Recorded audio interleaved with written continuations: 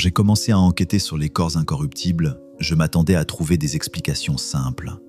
Air sec, climat favorable, mythologie pieuse amplifiée par la foi. Mais ensuite, j'ai vu les photographies. Des exhumations entre 1890 et 1920, des corps sortis de terre après des siècles. Et ce que j'ai vu m'a glacé le sang. Pas des momies desséchées, pas des squelettes préservés, non. Des corps avec une flexibilité impossible, une élasticité de la peau, des organes intacts.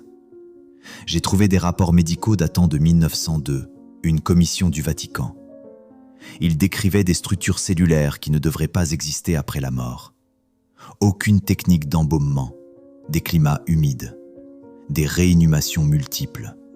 Et pourtant, une préservation qui défie toute science de la décomposition. Puis j'ai lu les analyses cellulaires, et cette explication confortable s'est effondrée complètement. Et si ces corps n'étaient pas des miracles? Et s'ils étaient la preuve de quelque chose d'écrit dans leur ADN? Quelque chose que nous avons perdu? J'ai commencé par cataloguer les cas officiellement reconnus. Saints catholiques, orthodoxes, moines bouddhistes. Je m'attendais à trouver un schéma, des régions sèches, des tombeaux hermétiques, des conditions parfaites pour la préservation naturelle. Mais ce que j'ai trouvé était exactement l'inverse. Des environnements humides, des cercueils brisés, des déplacements multiples, des perturbations constantes. Et malgré tout cela, une préservation parfaite. Pas normale, impossible. Les photographies ne mentent pas. J'ai examiné les dossiers d'exhumation de Sainte Bernadette, enterrée en 1879, exhumée en 1909. 30 ans dans un sol humide de Nevers.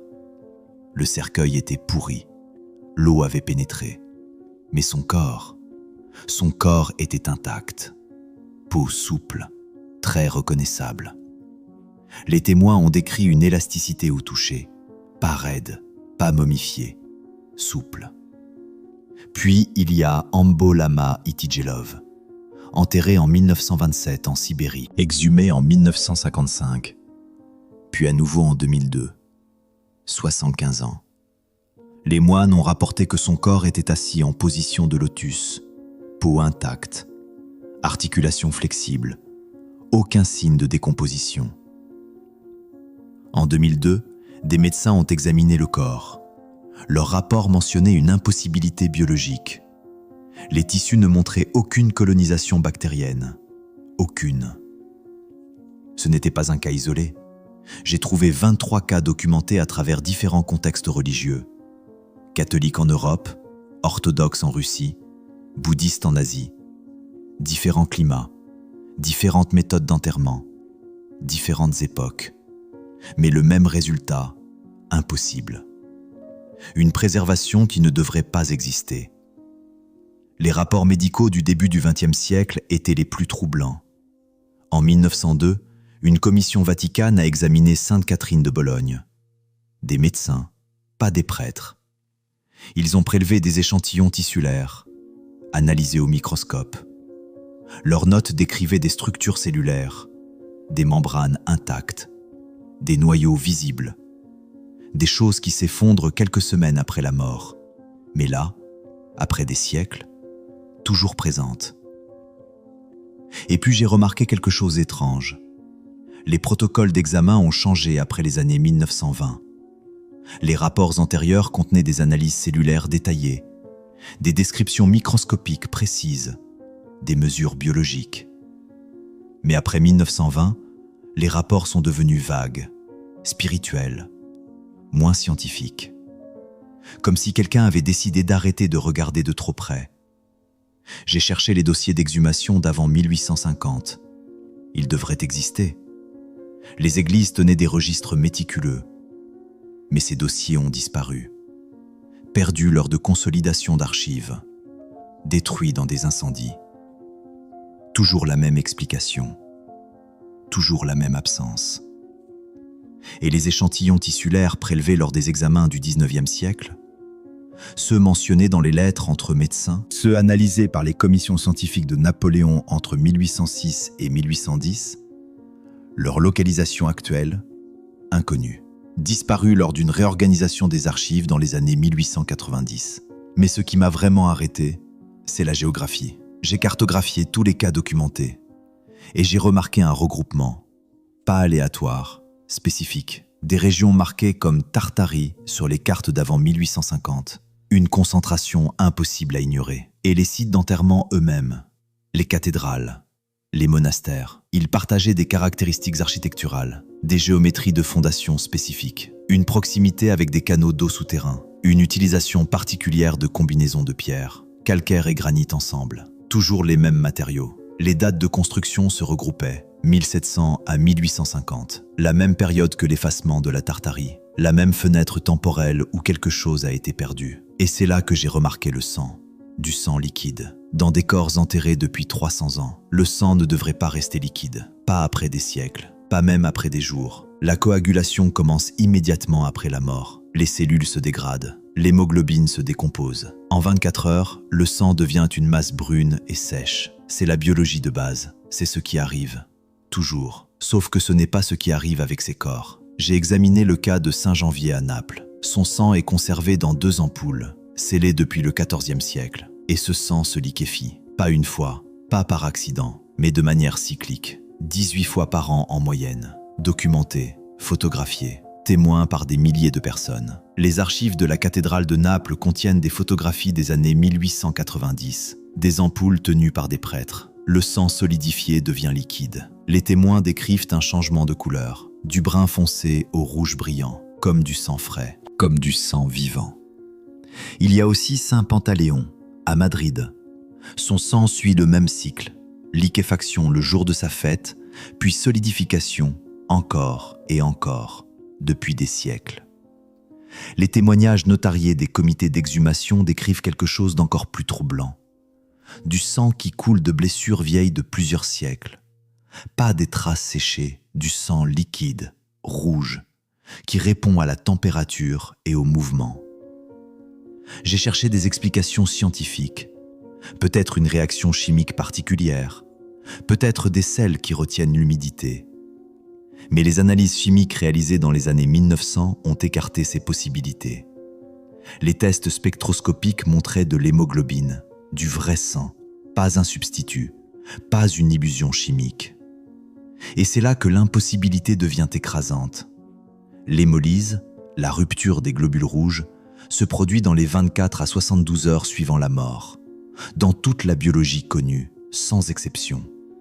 Les globules rouges éclatent, l'hémoglobine se libère. La couleur change du rouge au brun, au noir. Mais ces échantillons de sang maintiennent leur couleur rouge vif, une couleur qui indique de l'hémoglobine transportant de l'oxygène, une couleur impossible dans de l'hémoglobine dégradée, une couleur qui suggère des processus biochimiques actifs. Plusieurs rapports mentionnent une sensibilité à la température. Le sang se liquéfie quand il fait plus chaud, se solidifie quand il refroidit, comme s'il répondait thermiquement, comme s'il était vivant. J'ai cherché les analyses scientifiques détaillées, les premiers tests spectroscopiques mentionnés dans des lettres des années 1880. Les résultats devraient avoir été publiés dans des journaux scientifiques, mais je n'ai trouvé aucune publication, seulement des références, seulement des mentions dans la correspondance privée. Les échantillons tissulaires prélevés par les commissions scientifiques napoléoniennes étaient les plus intrigants. Entre 1806 et 1810, les scientifiques français ont examiné plusieurs seins incorruptibles. Ils ont prélevé des échantillons, effectué des analyses. Leurs notes initiales montraient de l'excitation, de la confusion, des résultats qui ne correspondaient pas aux attentes. Puis ces résultats ont disparu. Durant une réorganisation des archives dans les années 1890, les mêmes années où tant d'autres documents ont été perdus, les mêmes années où les cartes de la Tartarie ont été redessinées. Et puis j'ai remarqué un autre schéma. Tous les cas documentés de sang liquide se produisent dans des structures construites entre 1650 et 1850. la période architecturale tartare. Pas avant, pas après, seulement dans cette fenêtre temporelle. Les fondations de ces cathédrales montrent des caractéristiques d'ingénierie hydraulique, des canaux souterrains, des géométries de drainage spécifiques, des systèmes qui semblent intentionnels, conçus, pas accidentels. Et les corps sont positionnés avec précision, pas simplement enterrés, mais placés dans des relations géométriques exactes avec les axes du bâtiment, avec les sources d'eau, avec les structures au-dessus et en dessous. Mais ce n'était pas seulement la préservation. Les structures cellulaires elles-mêmes étaient fausses. Quand j'ai trouvé les rapports de microscopie, je m'attendais à voir des restes cellulaires dégradés. Peut-être quelques structures fantômes, des ombres de ce qui avait été des cellules. C'est ce qui reste après la mort. Des contours flous, des membranes effondrées. Rien de vivant, rien d'intact. Mais les rapports décrivaient autre chose. La Commission médicale vaticane de 1902 a examiné Sainte-Catherine de Bologne. Des médecins qualifiés, des microscopes de qualité. Ce n'était pas de la superstition, c'était de la science. Et leurs dessins microscopiques montraient des membranes cellulaires intactes, des structures nucléaires visibles, des choses qui nécessitent des pompes ioniques actives, des choses qui dépendent de l'ATP, des choses qui cessent au moment de la mort, sauf qu'elles ne s'étaient pas arrêtées. En 1919, l'Église orthodoxe russe a examiné Saint-Séraphin de Sarov. Leur photomicrographie montrait des structures cellulaires qui résistaient au protocole de coloration standard. Pas dégradées, pas normales, différentes. Les notes du médecin utilisaient le mot « cristalline », des inclusions dans le cytoplasme, géométriques, réfléchissant la lumière selon des motifs organisés. Il n'y a aucun précédent biologique pour cela, aucun. Les membranes cellulaires s'effondrent sans énergie. Les pompes ioniques qui maintiennent l'intégrité cellulaire nécessitent de l'ATP, de l'adénosine triphosphate, la monnaie énergétique de la vie. Sans elle, les cellules se désintègrent, c'est fondamental, c'est universel. La production d'ATP cesse à la mort, immédiatement. Les mitochondries s'arrêtent, les pompes échouent.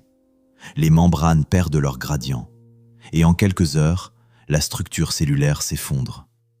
Mais dans ces tissus, des siècles après la mort, les membranes restaient intactes. Comme si quelque chose maintenait leur structure, comme si quelque chose remplaçait l'ATP ou contournait complètement le besoin d'ATP. Les structures nucléaires étaient tout aussi impossibles. Le noyau d'une cellule contient l'ADN, mais il contient aussi des protéines, des enzymes, des structures qui se dégradent rapidement après la mort. En quelques semaines, le noyau devient méconnaissable.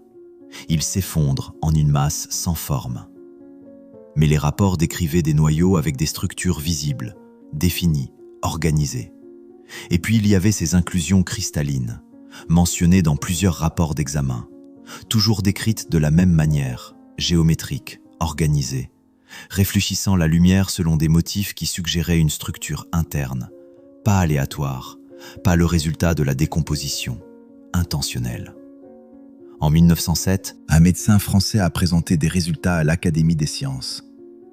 Il avait pris des échantillons tissulaires d'un sein incorruptible, les avait délibérément exposés à des organismes de décomposition en laboratoire, des bactéries, des champignons, des choses qui décomposent toute matière organique.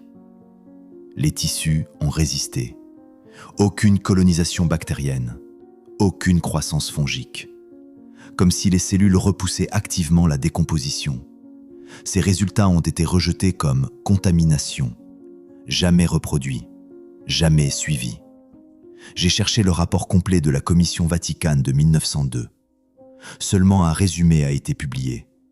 Les conclusions complètes ont été archivées. Aucun lieu spécifié, aucun accès public.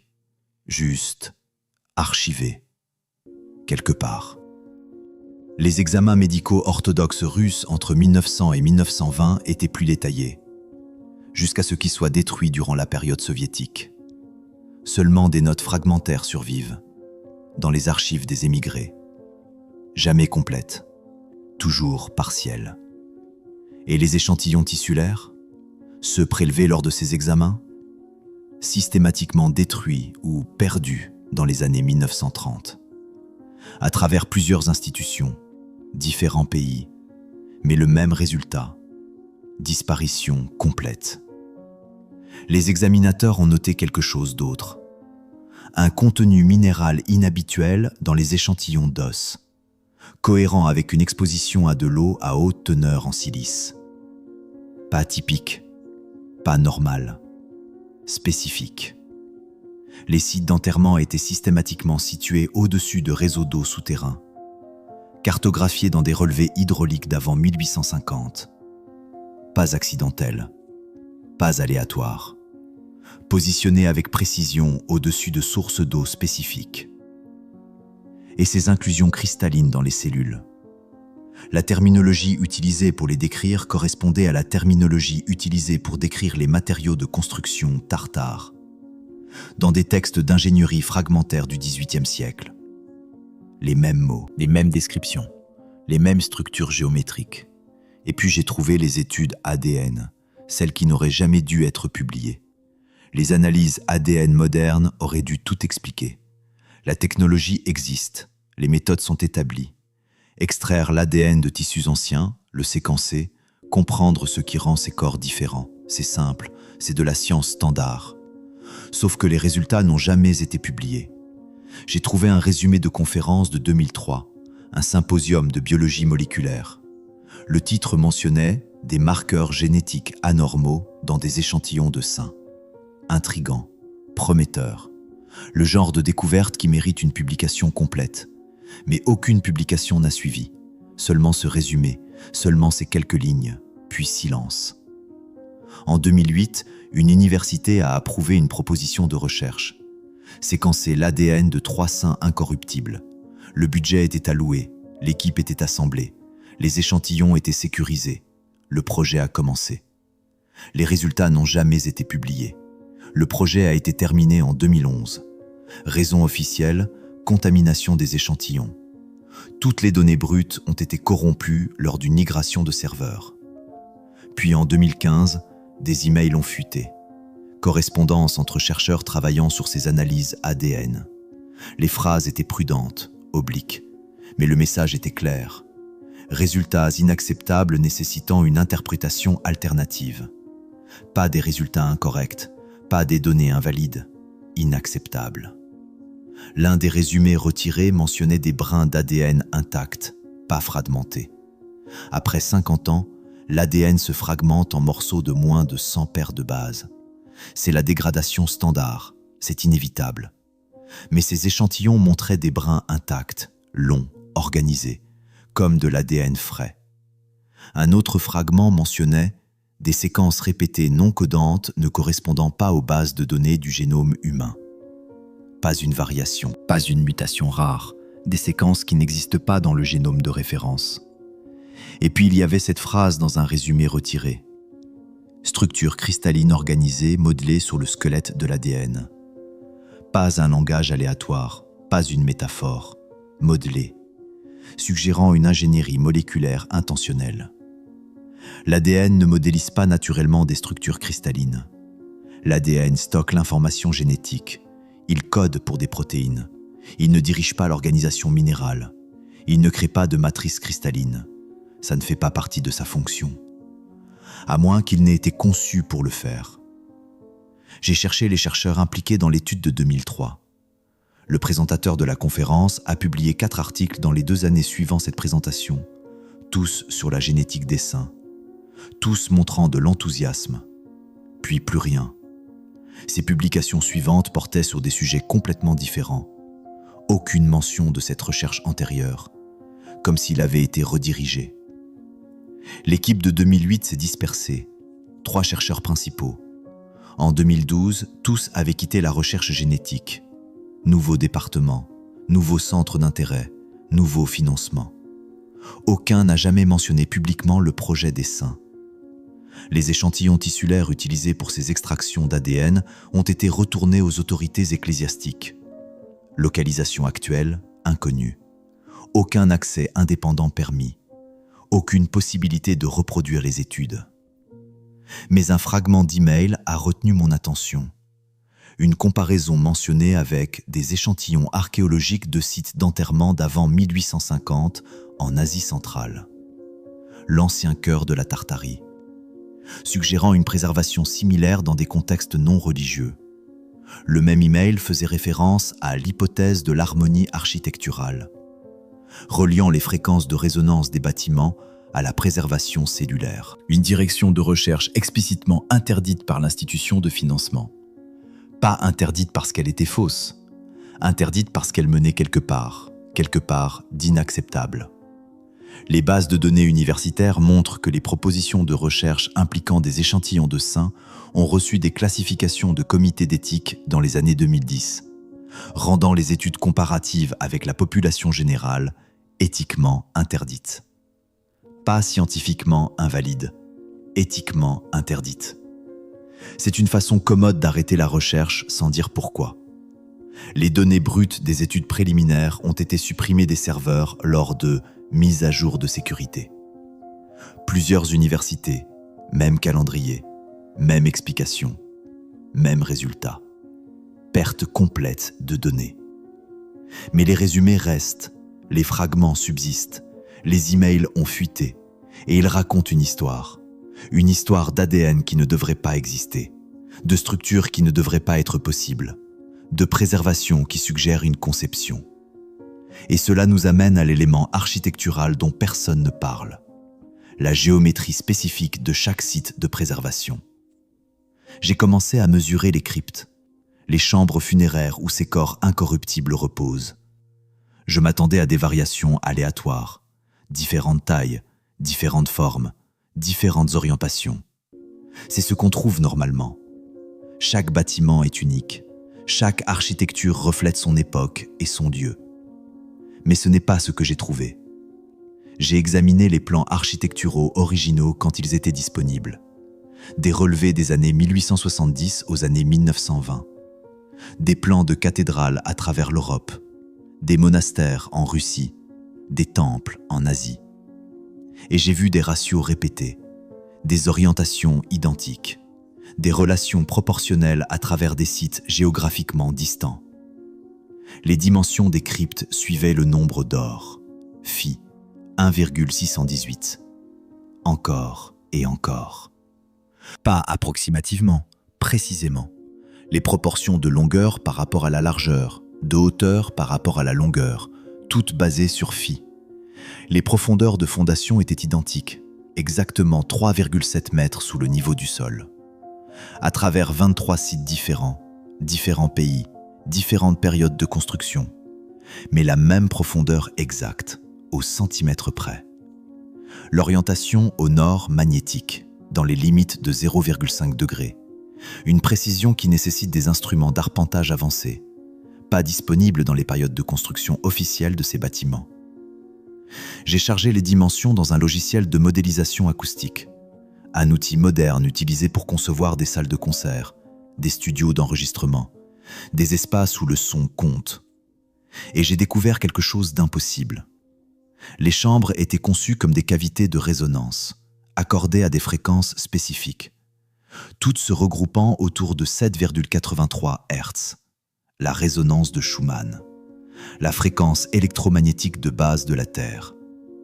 Ce n'était pas accidentel, ce n'était pas approximatif, c'était précis, intentionnel, conçu. La précision de construction dépassait les capacités d'arpentage de l'époque. Les fondations nécessitaient un nivellement au sous-centimètre, sur de grandes distances, sans technologie laser, sans niveau à bulles moderne, sans théodolite de précision. Pourtant, c'est là, mesurable, vérifiable, impossible selon les chronologies conventionnelles. Et cette précision existait à travers différents contextes religieux, orthodoxes, catholiques, bouddhistes, tous suivant le même système proportionnel, tous utilisant les mêmes profondeurs de fondation, tous orientés avec la même précision. Ce qui suggère une source de connaissances partagée, un système d'ingénierie qui transcendait les divisions religieuses, une science architecturale appliquée universellement. J'ai cherché les plans architecturaux originaux des cryptes d'avant 1850. Ils devraient exister. Les guildes de constructeurs tenaient des registres détaillés. Les plans de cathédrales étaient précieux, préservés. Mais ils ont disparu. Perdus dans un incendie, c'est l'explication répétée à travers 12 archives institutionnelles différentes. 12 incendies différents, même résultat, perte complète. Les registres de maîtres constructeurs des années 1700 aux années 1800, disparus. Les documents de Gifford de la même période, absents. La transmission des connaissances architecturales, effacée. Et les principes acoustiques ou harmoniques dans les textes architecturaux de l'époque, jamais mentionnés. Malgré une conception intentionnelle évidente. Comme si la connaissance existait, mais n'était jamais écrite. Ou était écrite, puis supprimée. J'ai trouvé les mêmes systèmes géométriques dans les bâtiments civils tartares documentés. Bains publics, halles de marché, même proportion phi, même profondeur de fondation, même orientation de précision.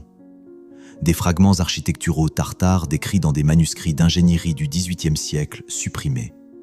Références brèves avant que les textes ne disparaissent, mais assez pour confirmer le schéma. Le même système, les mêmes connaissances. La fréquence de résonance de 7,83 Hz apparaît dans des textes médicaux tartares fragmentaires, référencés comme fréquence thérapeutique, jamais entièrement citée, seulement mentionnée dans la littérature orientaliste du XIXe siècle. Puis ces références disparaissent aussi. Après 1850, les nouvelles constructions d'églises abandonnent ces principes, complètement, soudainement, universellement. Les cryptes sont construites différemment. Pas de ratio phi, pas de profondeur de fondation de 3,7 mètres, pas d'orientation de précision, pas de conception de résonance. Comme si les connaissances avaient été retirées, pas oubliées graduellement, retirées délibérément. Mais la géométrie seule ne pouvait pas expliquer la préservation. Quelque chose d'autre était nécessaire. Quelque chose qui coulait à travers les fondations. J'ai cartographié les sources d'eau souterraines. Sous chaque site de préservation que j'ai étudié, je m'attendais à une proximité coïncidentale. Peut-être. Les gens construisent près de l'eau, c'est pratique, c'est logique. Mais ce que j'ai trouvé n'était pas de la proximité, c'était de l'ingénierie. Les cartes de relevés hydrauliques du XIXe siècle existent encore. Archives des départements municipaux des eaux. Elles montrent des canaux souterrains sous les cathédrales, sous les monastères. Pas des aquifères naturels, des canaux taillés, construits, conçus. Des scans radars à pénétration de sol modernes révèlent plus encore. Réalisés pour des relevés structurels sans rapport, mais ils montrent des réseaux de tuyaux enterrés, des chambres scellées, des systèmes de collecte d'eau sous les cryptes. Les canaux sont taillés dans la pierre avec précision, des gradients calculés, nécessitant des instruments de nivellement modernes. Des relevés précis sur de longues distances, des calculs d'écoulement hydraulique. Les canaux se connectent à des sources d'eau distantes, à travers des routes conçues, pas des aquifères naturels, des systèmes construits, dirigeant l'eau spécifiquement vers ces sites. Des mécanismes de contrôle du débit sont intégrés aux fondations. Systèmes de portes, chambres de débordement, canaux de dérivation, suggérant que le mouvement de l'eau était contrôlé, pas fortuit, intentionnel. L'analyse minérale des sources d'eau montre une teneur élevée en silice, des éléments traces spécifiques, identiques à travers les sites malgré des géologies différentes. Comme si les sources étaient sélectionnées pour leur composition chimique. J'ai cherché les plans d'ingénierie hydraulique pour ces fondations de cathédrales. Ils devraient exister. De tels systèmes nécessitent une planification, une documentation, des spécifications. Ils sont absents de toutes les archives, chaque archive. Les contrats de construction originaux mentionnent des systèmes de gestion de l'eau. Mais les spécifications ne sont jamais incluses, seulement la mention, jamais les détails. Les registres municipaux montrent un scellement soudain des canaux souterrains. Dans les années 1880 aux années 1920, La même période où les références à la Tartarie ont été supprimées des cartes. La même fenêtre où tant de choses ont disparu. Les points d'accès au réseau souterrain, murés, remplis de béton, enterrés lors de rénovations. À travers des dizaines de sites, dans une fenêtre de 30 ans, c'est coordonné, systématique, délibéré. L'ingénierie des canaux est identique dans l'infrastructure urbaine tartare documentée. Bains publics, fontaines, même technique de taille de pierre, même calcul de gradient, même précision. Les mêmes sources d'eau minérale sont notées dans les pratiques médicales tartares, décrites dans des textes fragmentaires comme « eau vivante », jamais pleinement expliquées, seulement référencées. Le scellement et l'enterrement de ces réseaux d'eau coïncident exactement avec l'effacement historique des références tartares. Années 1880 aux années 1920. Même calendrier, même portée géographique, même exhaustivité. Eau plus géométrie plus minéraux spécifiques. Pas des composants séparés, un système intégré. Les canaux ne se contentent pas de fournir de l'eau. Ils la distribuent selon des schémas spécifiques, à travers la géométrie des fondations, sous les cryptes, autour des chambres. L'eau n'est pas stagnante, elle coule, contrôlée par les systèmes de portes. Maintenant, un mouvement spécifique, un tour d'écoulement spécifique, une exposition spécifique.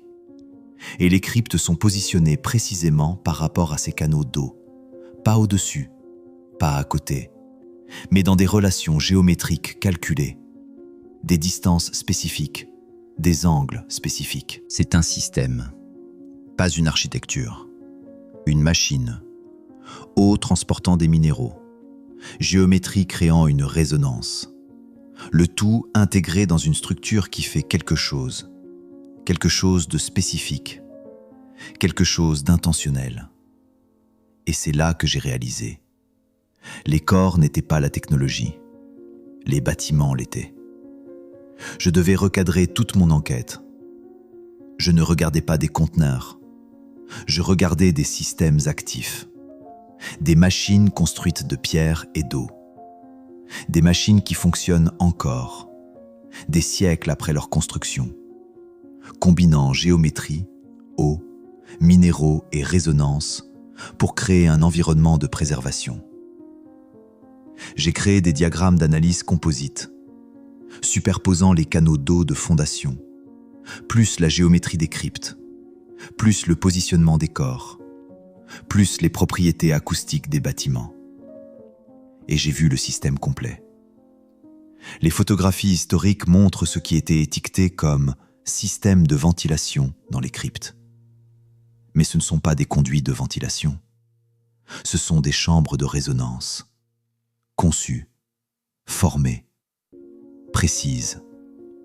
Les détails architecturaux servent des fonctions acoustiques. L'espacement des colonnes, les géométries des dômes, le positionnement des clochers. Tous créent des effets harmoniques spécifiques. L'espacement des colonnes crée des motifs d'ondes stationnaires. Les géométries des dômes focalisent le son. Les clochers positionnent mes cloches à des points nodaux harmoniques précis. Les bâtiments fonctionnent comme des instruments accordés.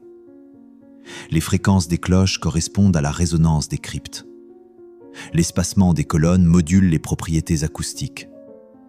L'écoulement de l'eau module tout le système. Cette intégration nécessite des connaissances en ingénierie unifiées, au-delà des capacités de l'époque. Hydraulique, plus acoustique, plus géométrie, plus propriété des matériaux. Tout calibré ensemble. Les bâtiments nécessitent un calibrage précis, maintenu pendant des siècles. Impossible sans comprendre l'objectif unifié, sans connaître la fonction du système. Les tentatives modernes de reproduire la géométrie des chambres échouent à préserver les matières organiques. J'ai trouvé une étude. Une université a construit une réplique de crypte, dimensions exactes, même pierre, placé des échantillons de tissu à l'intérieur. Décomposition normale, aucune préservation, rien de spécial. Ce qui suggère un élément manquant, quelque chose que nous ne comprenons pas, quelque chose qui n'est pas capturé par la géométrie seule. J'ai cherché des traités architecturaux de l'époque décrivant ces systèmes intégrés. Ils devraient exister. De telles connaissances seraient précieuses, enseignées, transmises. Rien. Aucun traité ne décrit l'acoustique fonctionnelle. Aucun manuel ne mentionne l'intégration hydraulique. Les manuels de construction d'églises des années 1700 aux années 1800 se concentrent sur les éléments décoratifs, ignorent la fonction. La transmission des connaissances des maîtres constructeurs était orale, jamais écrite. Délibérément non écrite? Peut-être. Ou peut-être que les textes écrits ont été supprimés. Après 1850, les nouvelles constructions d'églises abandonnent ces principes, entièrement, complètement, universellement. Pas de déclin graduel, arrêt soudain, comme si les connaissances avaient été retirées, pas oubliées, retirées. Cette intégration multisystème est la caractéristique déterminante de l'architecture tartare décrite dans les fragments. Des bâtiments comme machines fonctionnelles, pas des structures décoratives. Eau plus résonance, plus géométrie. La suite technologique tartare. Et c'est là que j'ai réalisé quelque chose d'énorme. Ce n'étaient pas des églises qui préservaient accidentellement des corps. C'étaient des installations de préservation tartare qui sont devenues des églises. Après la chute de la civilisation, les héritiers ont utilisé les bâtiments sans comprendre leur fonction. Ils ont vu des structures impressionnantes, les ont réutilisées pour le culte, mais n'ont jamais compris ce qu'elles étaient réellement conçues pour faire. Les corps ont continué à être préservés parce que les machines fonctionnaient encore, automatiquement, sans intervention, sans compréhension. Les prêtres ont appelé cela des miracles, parce qu'ils ne comprenaient pas la technologie. Ils ont vu des résultats impossibles et ont assumé une intervention divine. Parce qu'ils avaient perdu les connaissances pour comprendre ce qu'ils voyaient vraiment. Mais si ces bâtiments pouvaient préserver des corps, qu'est-ce qu'ils pouvaient faire d'autre? La préservation implique le contrôle des processus cellulaires. Si un système peut maintenir l'intégrité cellulaire après la mort, qu'est-ce que cela suggère sur ses capacités avec les vivants? Guérison? Inversion du vieillissement? Préservation de la conscience? J'ai cherché des références dans les textes médicaux d'avant 1850. Des mentions de chambres thérapeutiques dans les monastères. Vagues, brèves, mais présentes. Des plans architecturaux montrent des chambres scellées supplémentaires adjacentes aux cryptes. Jamais ouvertes. Fonction inconnue. Malgré des portes clairement visibles, des escaliers, une infrastructure d'accès, des preuves photographiques de portes murées, d'escaliers remplis, de points d'accès aux chambres enterrées, tous bloqués lors des campagnes de rénovation des années 1880 aux années 1920. La même période, le même calendrier, le même schéma. Si le système peut empêcher la décomposition cellulaire, prouvée par les corps incorruptibles, cela implique un contrôle au niveau moléculaire, sur les processus biologiques, sur la vie elle-même. Plusieurs saints incorruptibles étaient documentés comme guérissant les autres de leur vivant, pas après la mort, pendant la vie, suggérant que l'exposition à l'environnement de préservation conférait des avantages biologiques. La biophysique moderne confirme que la résonance à basse fréquence peut influencer la réparation cellulaire. L'eau riche en minéraux affecte la méthylation de l'ADN.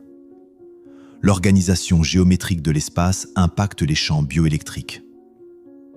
Mais le système intégré dépasse la technologie actuelle. Nous pouvons étudier les composants, nous ne pouvons pas les intégrer. Nous ne comprenons pas comment tout fonctionne ensemble. Les registres médicaux de monastères d'avant 1850, systématiquement détruits ou retirés vers des archives sécurisées, jamais catalogués publiquement, jamais accessibles. Des récits de voyageurs des années 1700 au début des années 1800 mentionnent des chambres de guérison ou des salles de régénération, rejetées comme superstitions dans les compilations ultérieures, pas pris au sérieux, pas étudiées. Les chambres scellées dans les structures existantes, jamais étudiées, jamais ouvertes. Officiellement stockage ou caractéristiques structurelles. Malgré des portes claires, des escaliers, une architecture intentionnelle. Des textes tartares fragmentaires décrivent des maisons de renouvellement et des chambres d'air vivant. Fonction médicale. Mêmes principes architecturaux. Géométrie plus eau plus résonance. Appliquée à la guérison des vivants comme à la préservation des morts. Les chambres scellées sont probablement des installations médicales tartares, délibérément fermées après l'effondrement de la civilisation.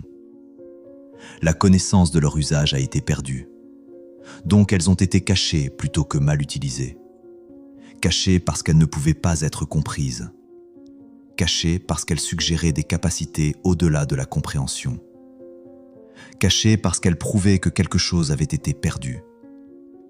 Et c'est là que j'ai compris ce que les preuves ADN montraient vraiment. Pas une mutation, pas un accident, une conception. Avant d'aller plus loin, si vous êtes toujours là, si vous ressentez cette même étincelle que j'ai ressentie en commençant cette enquête, rendez-moi un service rapide. Appuyez sur le bouton j'aime maintenant, pas pour l'algorithme, mais parce que cela me dit que vous êtes l'une des rares personnes qui veulent vraiment la vérité. L'un des rares qui voit ce qui est caché entre les lignes, parce que ce qui vient ensuite change tout.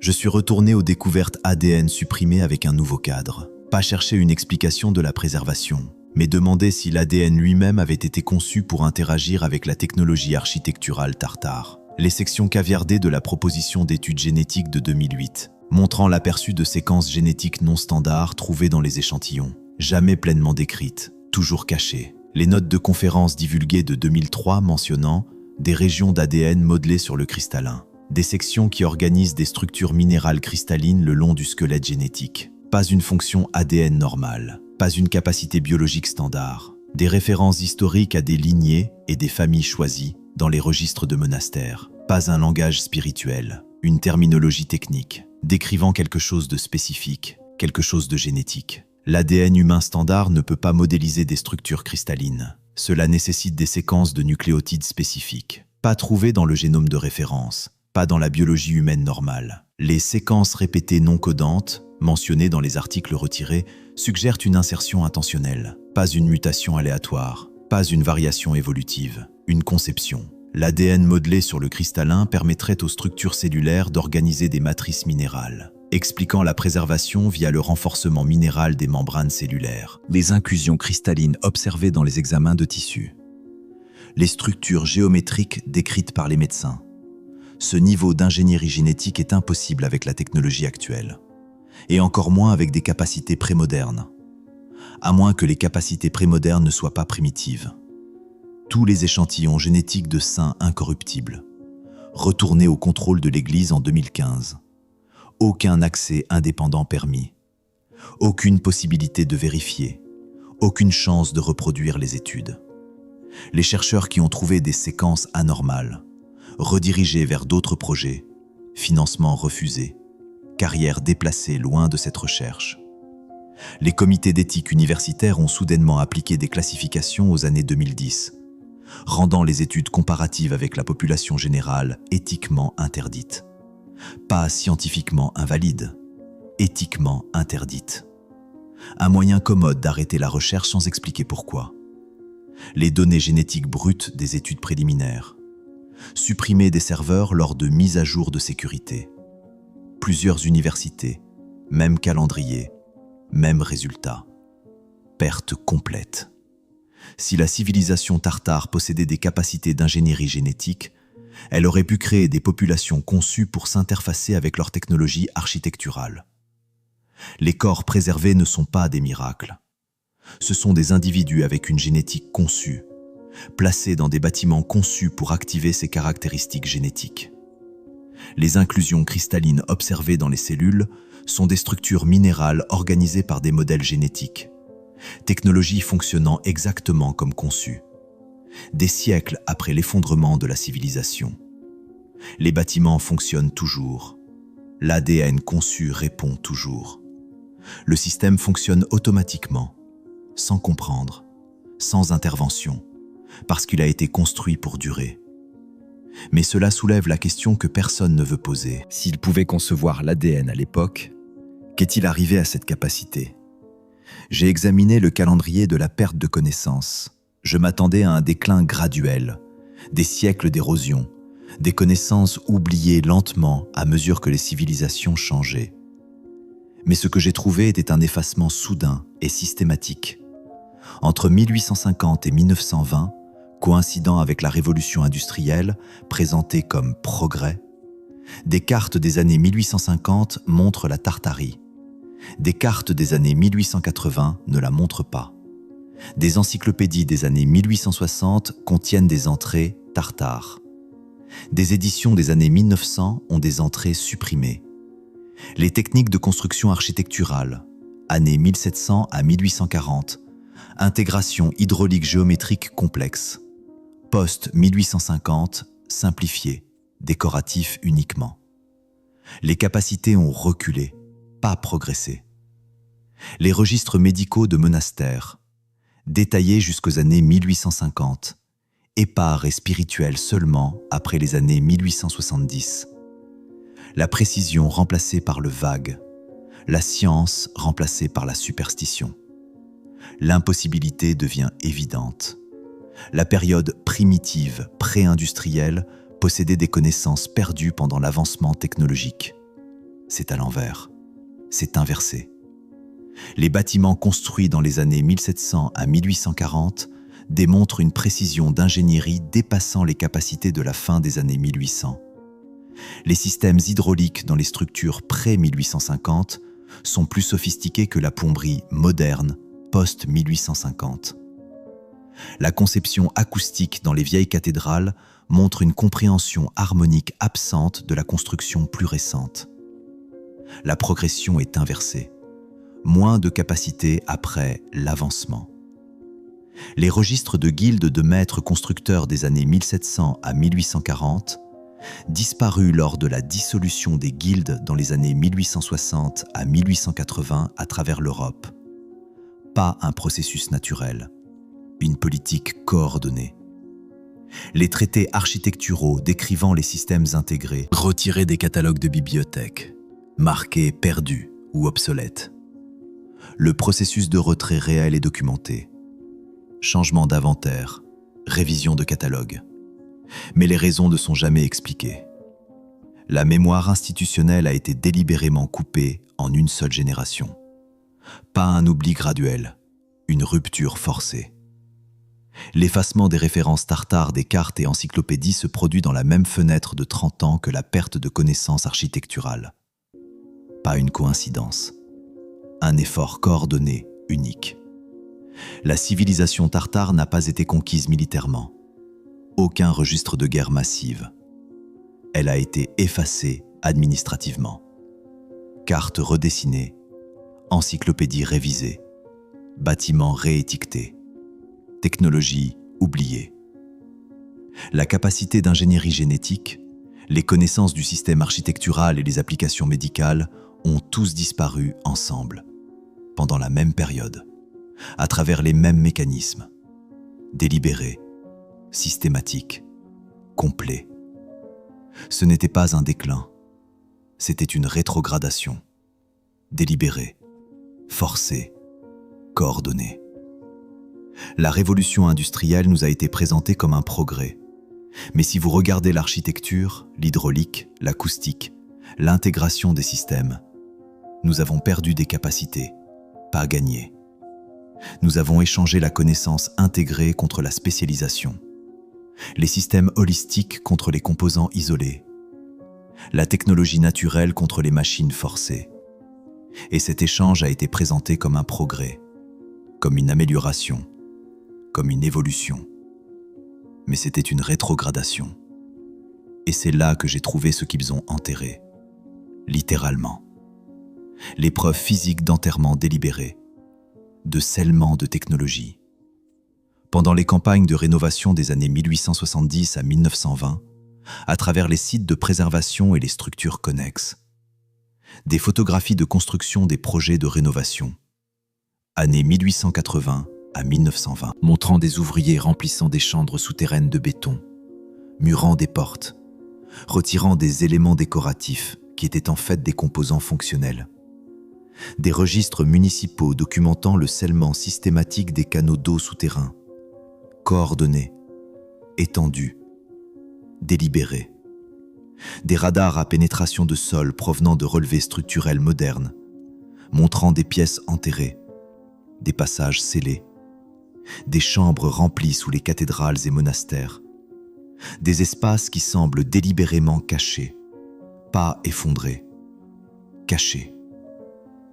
L'échelle et la coordination des opérations d'enterrement, des dizaines de sites à travers plusieurs pays, même calendrier, utilisant les mêmes méthodes, remplissage de béton, scellement de briques, enterrement de débris.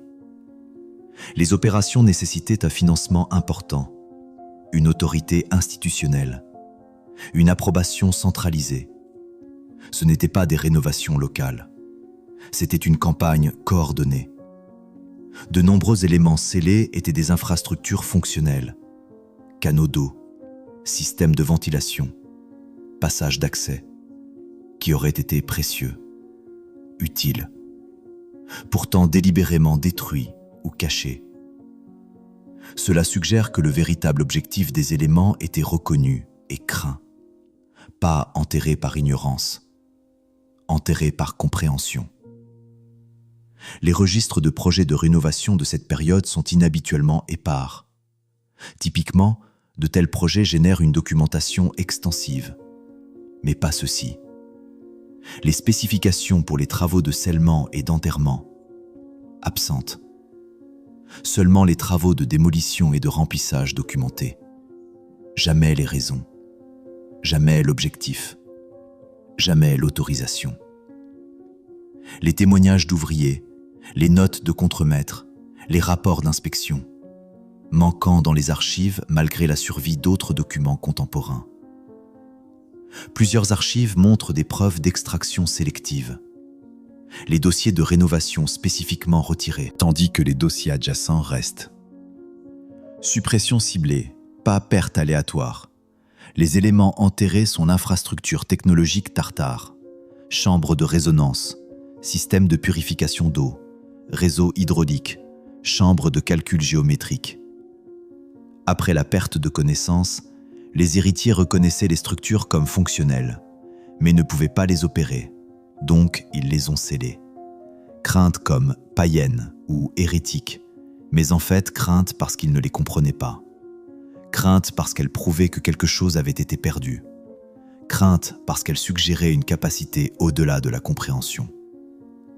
L'enterrement n'était pas une préservation, c'était une quarantaine. Quarantaine de technologies au-delà de la compréhension.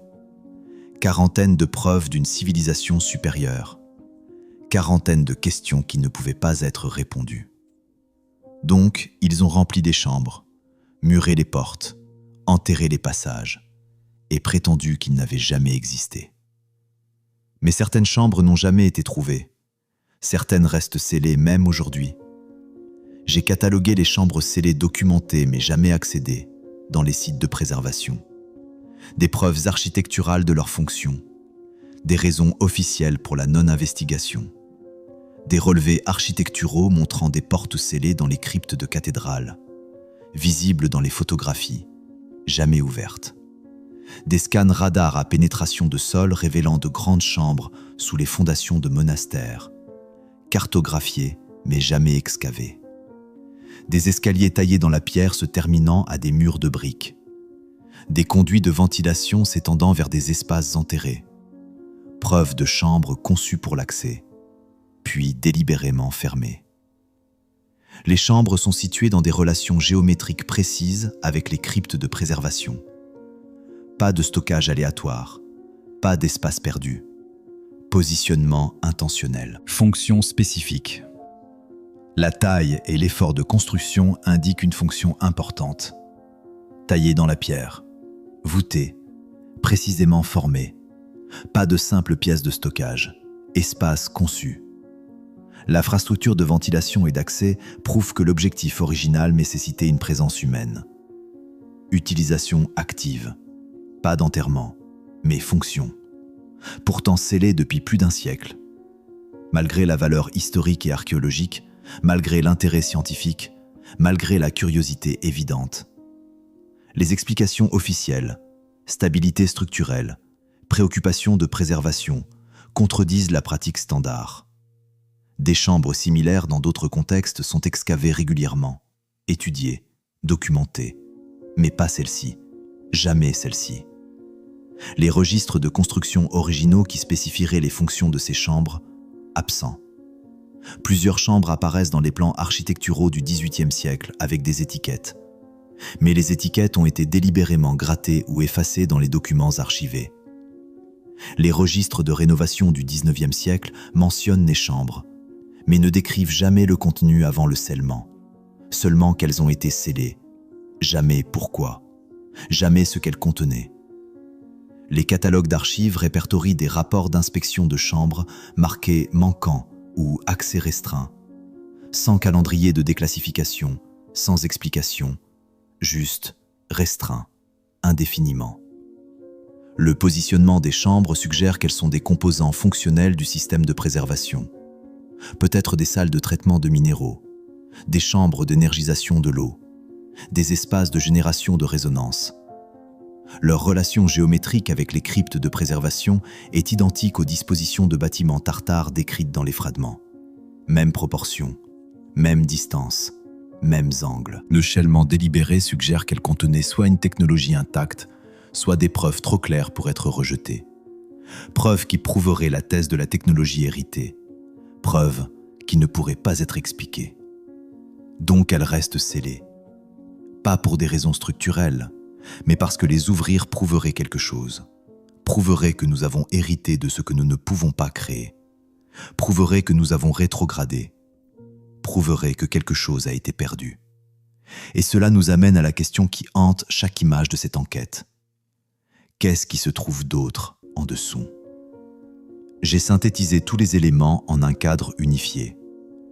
Les corps incorruptibles ne sont pas des anomalies. Ils sont la preuve d'une technologie tartare héritée fonctionnant exactement comme conçue.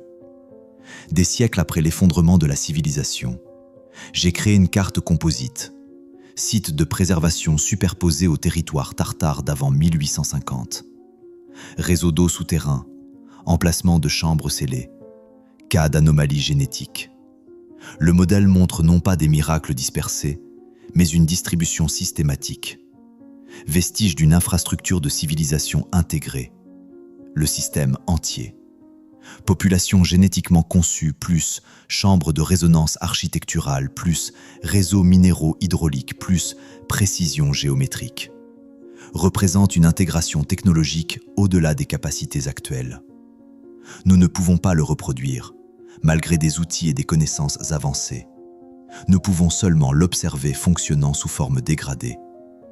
Préservation uniquement. Pas de guérison. Pas d'amélioration.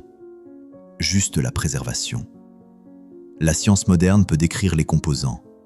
Bioacoustique, résonance cellulaire, ingénierie génétique, mais pas les intégrer. Nous comprenons les pièces, pas le système. Nous avons hérité des bâtiments et de l'ADN sans le manuel d'instruction. L'absence complète de tout registre historique décrivant ce système comme une technologie intentionnelle. Les sources pré-1850 font allusion aux effets. Chambre de guérison, miracle de préservation, eau vivante, mais n'expliquent jamais les mécanismes, suggérant que la perte de connaissance s'était déjà produite. Avant 1850, ils utilisaient les bâtiments, mais ne comprenaient plus comment ils fonctionnaient. L'effacement systématique post-1850 même de ces références fragmentaires, les cartes redessinées, les encyclopédies révisées, les registres supprimés, ignorance délibérée continue. La résistance institutionnelle moderne à l'investigation, échantillon génétique restreint, chambre scellée, recherche définancie, continue le modèle, continue l'ignorance, continue la dissimulation. Le modèle d'absence est lui-même une preuve.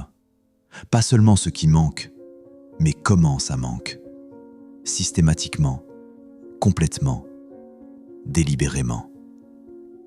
C'était la Tartarie. Pas un État politique, mais une civilisation technologique. L'architecture comme médecine, les bâtiments comme machines de préservation, l'eau comme porteuse d'informations et de minéraux, la géométrie comme principe organisateur, l'ADN comme interface entre la biologie et la technologie. Un système intégré que nous avons hérité sans comprendre. Donc nous l'avons appelé miracle. Puis enterré ce que nous ne pouvions pas expliquer.